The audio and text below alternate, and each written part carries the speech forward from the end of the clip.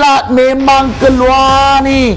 Hai, selamat datang lagi bang. Okey, last episode video kita sudah tengok detail wash dekat rim kan. Tapi ada customer lagi kadang-kadang dia rasa apa? Tak cukup. Okey, tak puas hati dekat rim lagi. Sebab ni dia hantar rim pergi mana? Kedai detailing. Okey, kenapa dia nak hantar pergi kedai detailing?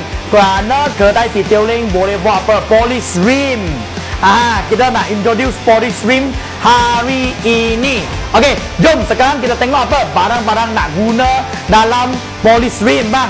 Okey, apa yang kita boleh pakai bang? First, memang penting mesti kena ada mesin iDiamond yang kecil ini, 2 inci, 1 inci. Ini mesti nak pakai ni dengan bateri dia. Okey, lepas tu span 2 inci, 1 inci semua ada, kena ada. Okey, lay dengan Fury 1.0, Fury 2.0 dengan Fury 3.0. Okey, span yang biasa mereka pakai cutting, okey, polishing dengan finishing, tiga jenis. Okey, jom sekarang kita tengok cara polish kita. Okey, barang kita sudah setiakan dekat sini. First bang, kita masukkan span cutting Fury 1.0. Sikit saja bang, kompau dia. Okey, selepas step 1 cutting kita sudah siap dekat rim ni, kita nak masukkan polishing Fury 2.0 dengan orange span. Okey,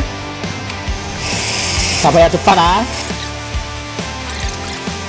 Okey, jom kita sekarang nak masuk step ketiga, pakai Fury 3.0. Sikit saja kompau nak pakai, kita layan dekat tempat yang kecil-kecil ni bang. Tadi sudah layan step 1, step 2. Okey, sekarang 3 step sudah siap. Jom kita tengok result dia macam mana bang. Wow, banyak beza selepas polish.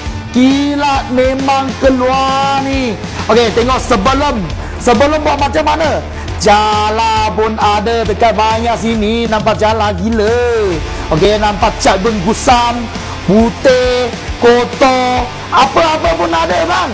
Sebab cakap kalau nak rim memang cantik, kena polish, lepas tu buat coating. Okey, rim sudah polish, betul? Okey, hanya sekarang kita nak macam mana protection rim. Okey, jom kita tengok next episode. Klik follow Anti Rain Car Care Product sekarang. Thank you boss.